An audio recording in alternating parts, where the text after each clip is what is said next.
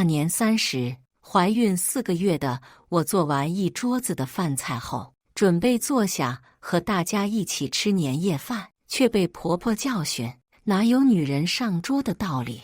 你就给我在厨房吃。我指着桌上的小姑子，她也是女人，为什么就能上桌？婆婆怒斥道：你一个外嫁媳妇，凭什么和我宝贝女儿比？我求老公帮我说句话，他却说在哪吃不是吃，我妹妹好不容易回来一趟，你就不要和她抢位置了。我无奈抱着碗进了厨房，却听到婆婆跟老公说，怀孕的女人晦气，上了桌得让我们家倒霉1年。我直接冲出去，掀翻了桌子，连夜赶回娘家。没想到后来婆婆一家就纷纷上门求着我回去。大家好，开始今天的分享之前，希望你能给人间烟火点个订阅，我将会分享更多优质的内容。怀孕了以后，身子确实容易困乏，我放下刚买回来的菜，进房间躺下，准备休息一会。婆婆气势汹汹推开门，一把扯过我的被子，大声质问我：这都什么时间了，还躺着睡觉？回婆家天天不是吃就是睡，你是猪吗？谁家媳妇像你一样好吃懒做？亲阳妹妹已经回来了，你还不赶紧去做午饭？是想饿死我们吗？我忙扯过旁边的被子，刚脱完外衣，门大开着，等会再感冒了。妈，我肚子有点不舒服，中午随便吃点吧，晚上我再多做几道菜。婆婆一把掀开我刚盖好的被子，找什么借口？肚子早不舒服晚不舒服，偏偏这个时候不舒服。我看你是仗着自己怀孕就拿巧了，忘了媳妇的本分，赶紧起来去给我做饭，饿着我宝贝外孙，我要你好看。说完便摔门而去。外头冷风呼呼往里灌，本就冰凉的身体更加冷了。我看向一旁的老公，期待他能够安慰我一下。他玩着手机，眼都没抬一下。你赶紧去做午饭，我妹妹带着外甥回来了，他们一早从婆家赶回来，估计连早饭都没吃。我刚准备开口说话，就听到门口婆婆愤怒的声音传来：林佳佳，你还不赶紧给我滚出来做饭，是要我再过去请你吗？好吃懒做的东西。我无奈穿上衣服，抚着有些不舒服的肚子走了出去，还没站稳就被冲过来的外甥冲撞了一下。我下意识地护住肚子，冲他大喊：你干嘛？没想到外甥直接跌坐在地，哭嚎了起来。婆婆跑过来，心肝宝贝地唤他，把他抱在怀里哄了起来，回头恶狠狠地瞪我：你怎么回事？让你做个饭就发这么大脾气，是存心推我宝贝外孙的吧？我忙解释：妈，我没有。冲突然跑出来，撞到我的肚子了。我一时心急财，婆婆根本不听我解释，没有什么没有，我看你就是存心的，这么大个人还欺负一个孩子，你害不害臊？你一个做舅妈的，给外甥做顿饭不是应该的吗？不情不愿的，还搞这些小动作。要是我宝贝冲有什么好歹，我要你好看。许是听到了吵闹声，老公程清扬从房间里走了出来，递给外甥一个超级厚的红包。妈，佳佳也不是故意的，这不，她还给冲准备了大红包呢。婆婆捏了捏红包的厚度，脸上的不悦有些缓和。今天过年，我就不跟你计较了，下次不要再弄这些上不得台面的小动作了。还愣着干嘛？快去做午饭，我乖孙都饿了。我进了厨房，身后的老公也跟了进来，讨好的替我戴上围裙。老婆，大过年的，咱不跟小孩子计较哈，快做饭吧，我也饿了。我转过身，你为什么要把我给我爸妈的红包给你外甥？那个红包是我很早前就准备好的，我爸今年50大寿的时候，我没能赶回去，就想着过年回去的时候多包点红包弥补一下，里头整整包了我2个月的工资。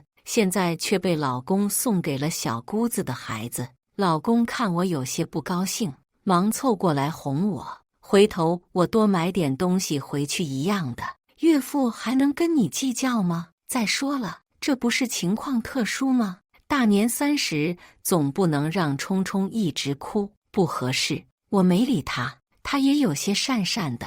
他拿着手机点击了一番，递给我看，你看，我刚给爸妈赚了过年红包，足足5000呢。老婆，你别生气了。看着老公发的祝福信息和红包，我心里多少有点宽慰。之前妈妈就和我说，自从我结婚后，老公很久都没给他们发信息了，这样妈妈应该会高兴的吧。老公本想帮我洗菜，却被婆婆叫了出去。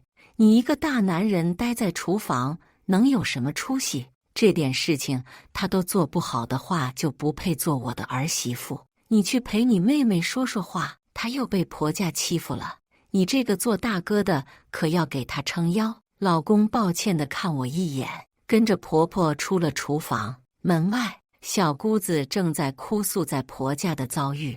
她婆婆天不亮就让她起来做饭，还要给她立各种规矩，过年不允许她上桌吃饭啥的。老公听了非常气愤，大骂小姑子的老公没用，真是个废物，自己的老婆都护不住。回头我看见他，一定要好好教训他，让他知道我妹妹不是好欺负的。就是我这么金贵一个女儿，去他们家还要受这种苦，真是恶毒的一家人。小美，你别怕，有我和你哥哥在，没人敢欺负你。婆婆接腔道。一家子气氛和睦，好不美哉。吃完午饭洗碗的时候，我收到妈妈的视频通话，因为手上不方便，就直接挂了电话，给妈妈发了个信息，问她什么事。妈妈的信息很快就过来了，没事，妈就是想你了，今天过年想看看你。看到妈妈的信息，我瞬间就感觉眼眶湿热。结婚后所有的节假我都在婆家过的，没能回家看望父母。妈妈，我过2天回家看你和爸。老公也说了会给我爸妈多买点礼物，那么肯定也是决定过年要回家看望一下的。发完信息收拾碗筷的时候，听到小姑子和婆婆在聊天。妈，我跟你说，这儿媳妇就要多立立规矩，要让她知道谁是婆婆，不然就翻了天了。尤其是她这种小县城出来的，根本不舍得和我哥离婚的。毕竟我哥这么优秀，离了他可找不到这么好的了。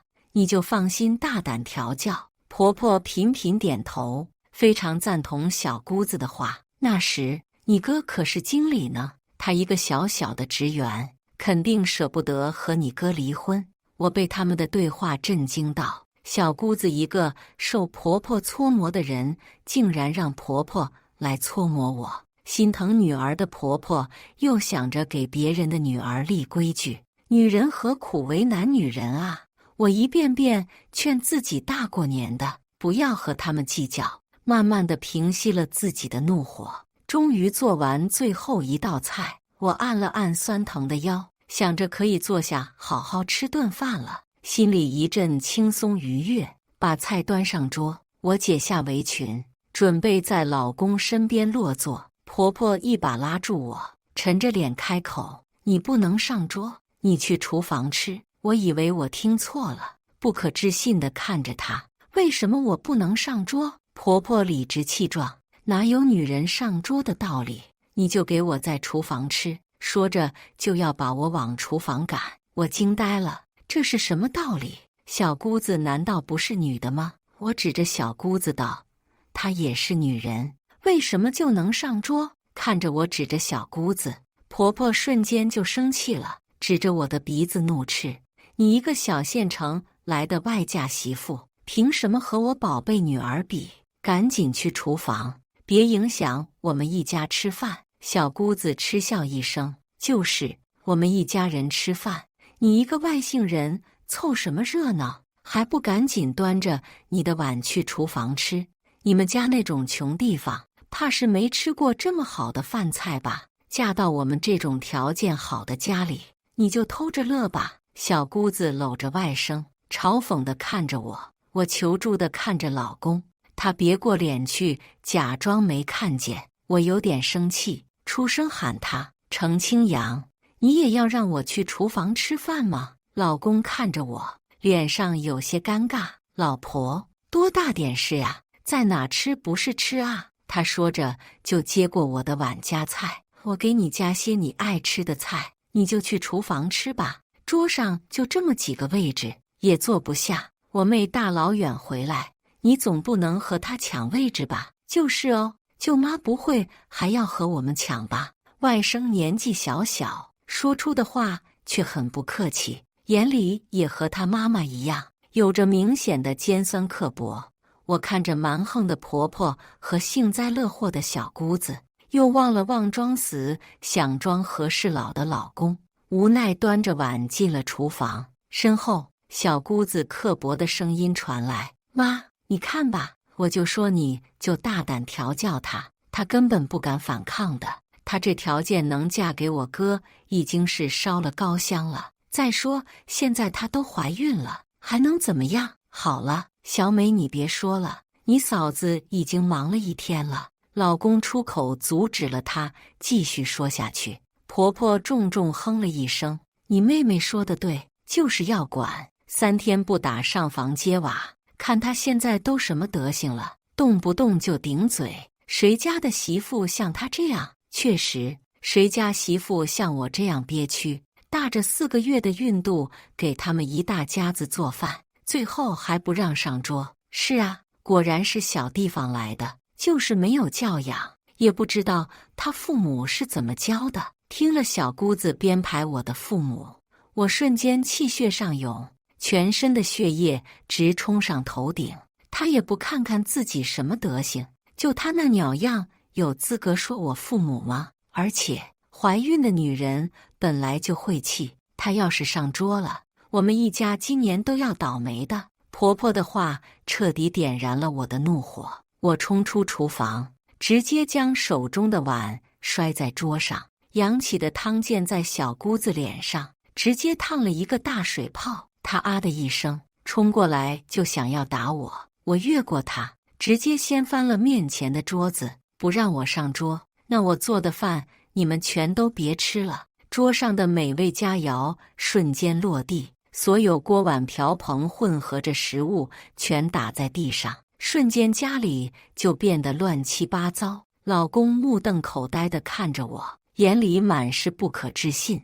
公公冲过来，扬起手就要打我：反了你了，敢在老子家掀桌子，我打死你这个败家娘们！我早有预料，侧身躲过了他的巴掌，他一个没刹住车，直接把自己摔了个狗啃屎。老公忙起身扶起他爸，对着我厉声呵斥：林佳佳，大过年的你发什么疯？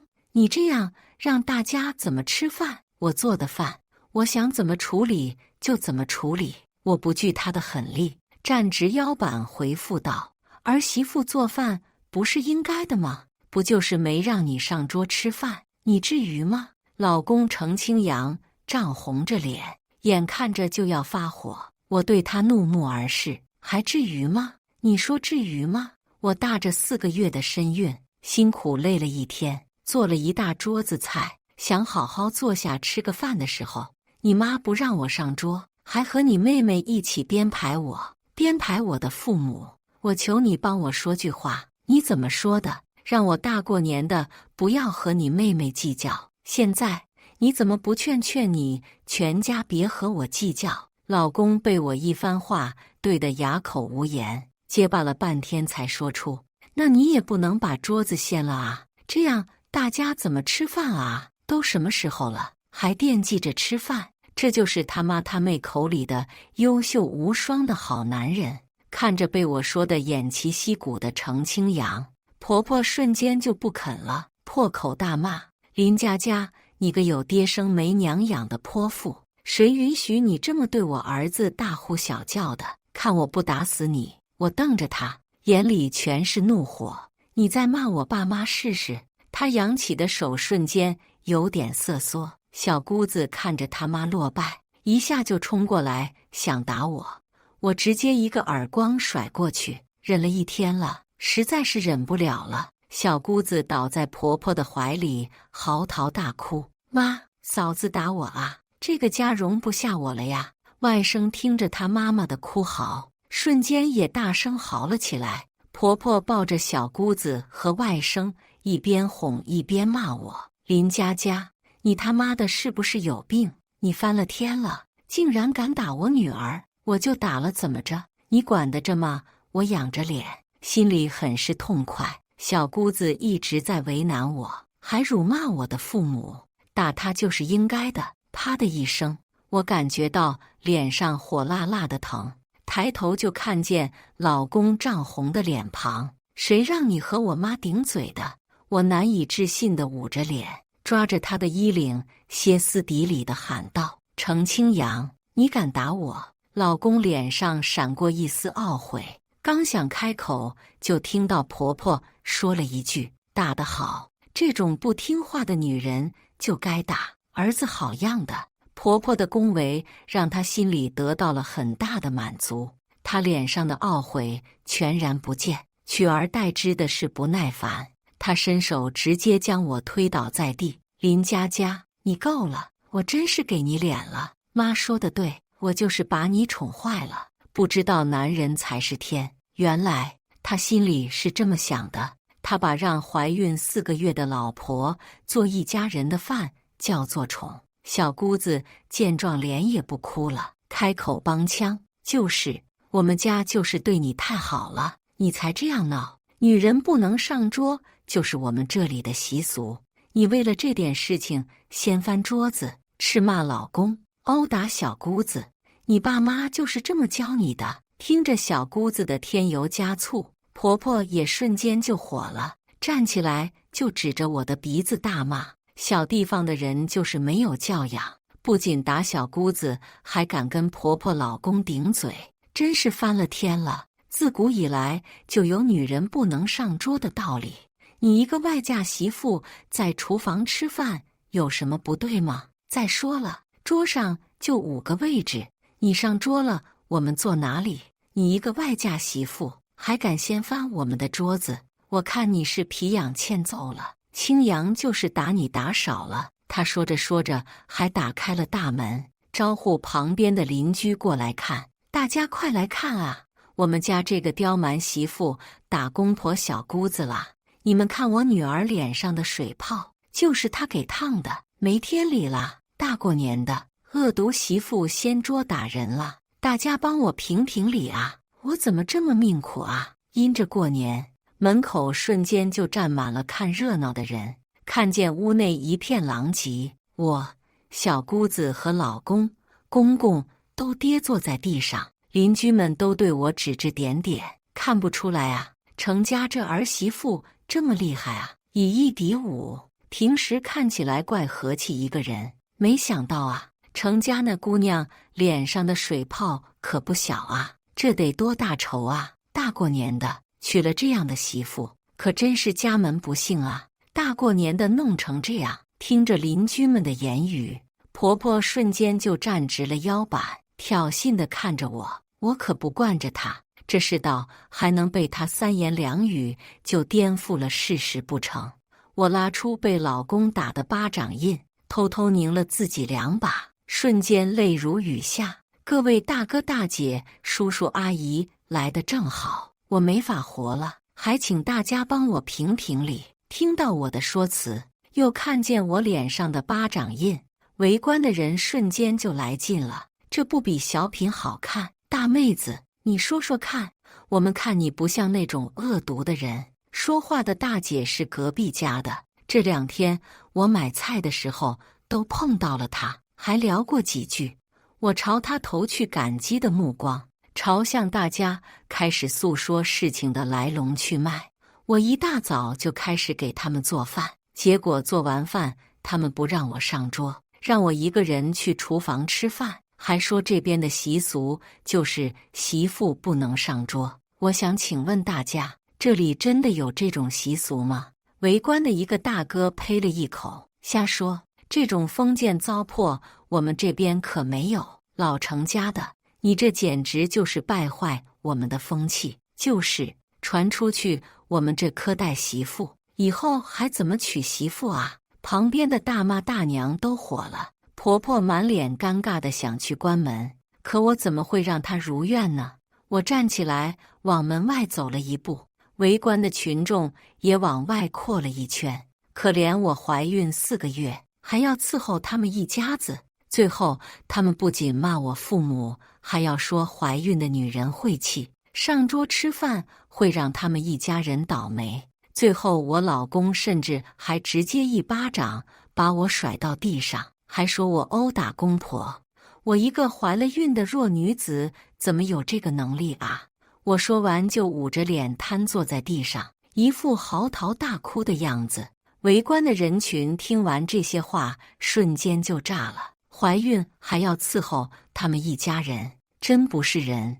我当年怀孕的时候，我婆婆盘子都不让我端，一个和我差不多年纪的姐妹开口，脸上的愤怒显而易见，还骂人家父母，实在是太欺负人了。谁家女儿嫁到这样的人家，可真是倒了霉了。是啊，还说什么怀孕的女人晦气，女人不怀孕，她们从哪里来啊？就是这什么人家啊？这姑娘真是倒霉，嫁到这家来。这小程也怪狠的，他媳妇怀着孕还打他，真不是人。看着完全反转的言论，婆婆坐不住了，忙站起来驱赶人群，还将我拉着往屋里去。我直接撇开她的手，求旁边的大姐给我爸妈打了个电话，让他们来接我回家。老公看着我收拾行李，忙拉住我劝道：“老婆，你别生气，今天是我们错了，我不该打你。你这大过年的回娘家像什么样子啊？我的脸往哪搁？他的面子与我何干？”从他打我那一刻起，我就下定决心要和他离婚。婆婆在旁边撺掇，儿子让她走，她一个怀孕的女人回了娘家能怎么样？离婚了根本没人要。我没理会他们，只默默收拾东西。好在县城过来也就1个小时，我收拾完东西，爸妈就已经到了。看见爸妈出现在门口的那一瞬间，我再也忍不住自己的眼泪，冲过去抱住他们。爸妈，你们终于来了。我爸看着我脸上的巴掌印，表情一下就沉了下来。是谁？谁打你了？告诉爸爸。我妈眼泪瞬间就流了下来，我忙伸手抹掉他们的眼泪，说：“妈，我没事，一点都不疼了，咱快回家吃饭吧。”身后婆婆的声音传来，有一丝丝讨好：“哎，亲家，你说你们大老远的还赶过来干什么？就是家家闹小孩子脾气，已经没事了。”旁边的大姐一家看着我爸妈到了，就忙七嘴八舌的和他们解释刚刚发生的事情。看着我爸的表情越来越差，婆婆和小姑子忙把大姐一家往外赶。去，瞎说什么呢？大过年的，别来找我们家晦气。又转过身和我爸妈说：“亲家，你可别信他们胡说，他们家和我们有过节，见不得我们好。”我爸看了一眼我，就掏了个红包递给大姐，祝福她新年快乐，感谢她帮我。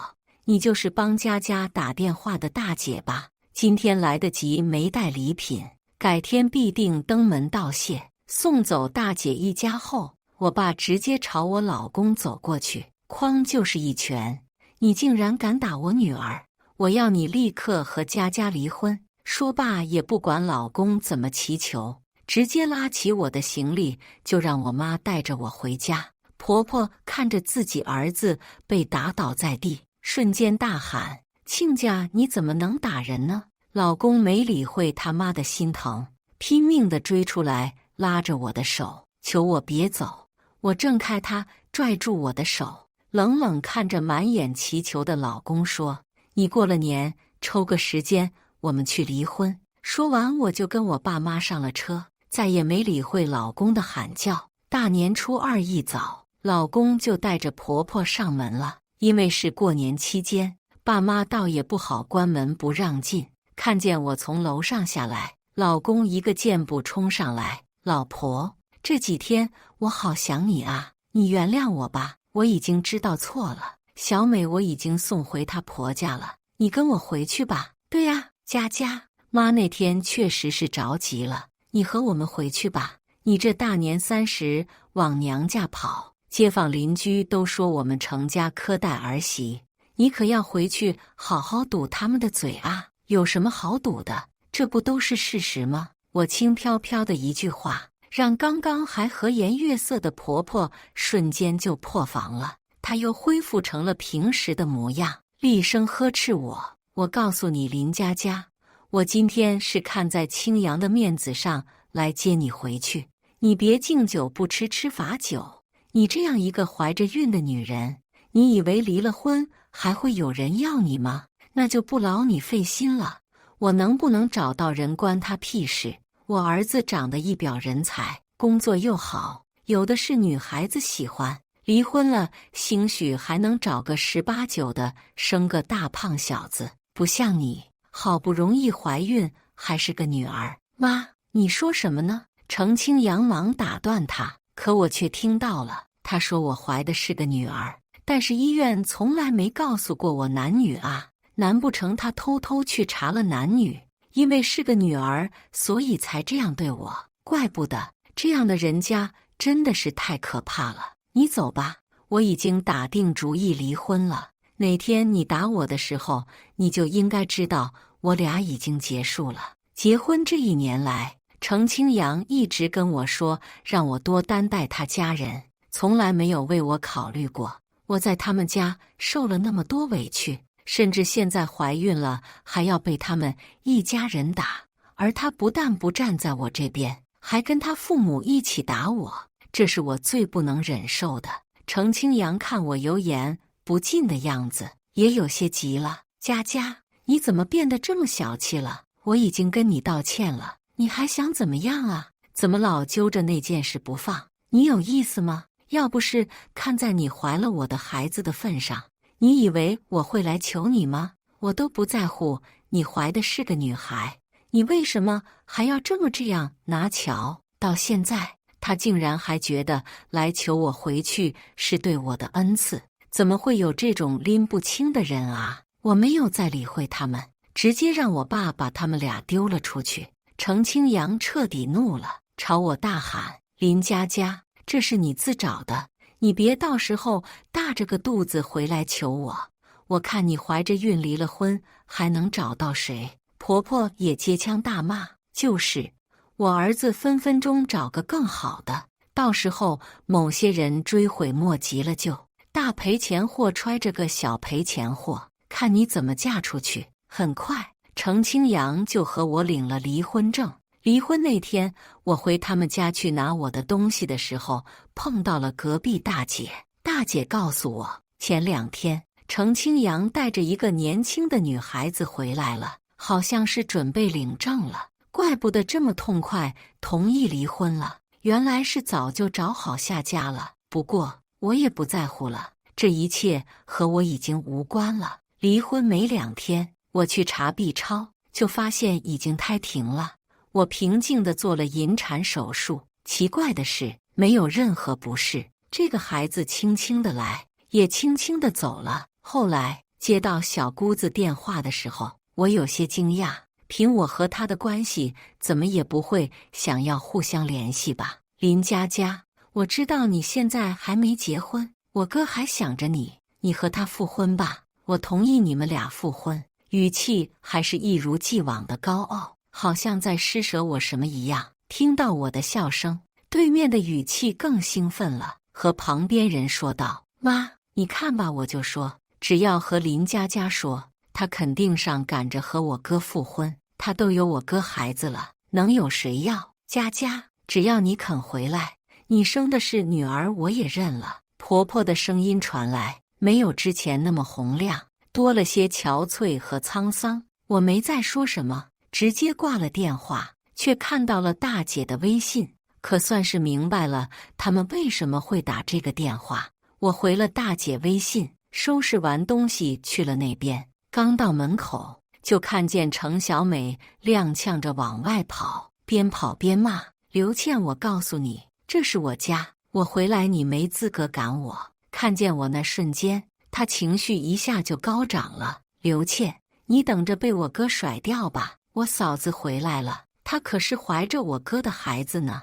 你马上就要扫地出门了。门内走出来一个拿着扫把的女孩，看着我，眼神并不是很友善，上下打量了一番，发现我的肚子是平的之后，表情就缓和了下来。她出声问我：“你是林佳佳吗？我是程清扬现在的老婆刘倩，你来是想干嘛？”“当然是和我哥复婚的了。你这个泼妇八婆，赶紧滚吧！看你以后还怎么赶我！”还没等我说话，程小美一顿输出，语气里全是幸灾乐祸。钱婆婆和程清扬走了出来，两人脸上全是淤青，甚至钱婆婆眼睛还有一块是乌青的。我打量着他们，感受到来自刘倩的敌意，她好像怕我和她抢这家人。笑话，这些垃圾送我都不要。程清扬的眼神在看见我的肚子的时候瞬间暗淡了。你把孩子打了？我没理会他，朝刘倩示意：“我是来找隔壁大姐的。”钱婆婆看着我，眼里满是恳求，嘴里嘟囔着让我救她。我跟着隔壁大姐直接进了家，没再理会身后的惨叫。隔壁大姐告诉我，这个刘倩是从小学武术出身，脾气很是暴躁，听说是个躁郁症患者，打死人都不犯法的那种。刚来没几天就把老头气得心梗发作住院了。后来程小美老回来拿着拿奈的，被他发现就不允许他再回这里了。程小美好几次偷偷回来，被他抓到就会挨打。最惨的就是钱婆婆，每天在家里当牛做马伺候刘倩，稍有不顺心就会被打。而程清扬根本不敢说话，唯刘倩是从，稍不顺心也会被揍。幸亏你从这家出来了，看你现在多好啊！这家真是风水不行，现在可算是有报应了。这姑娘天生克他们家，大姐为我的选择高兴，我也高兴。我终于逃离这个乱七八糟的家庭，开启自己的新生活了。他们受的这些罪都是应得的。以上就是今天分享的故事。大家有什么想说的、想吐槽的，欢迎在下方评论交流。也更希望能给人间烟火点个订阅，我将会分享更多优质的故事内容。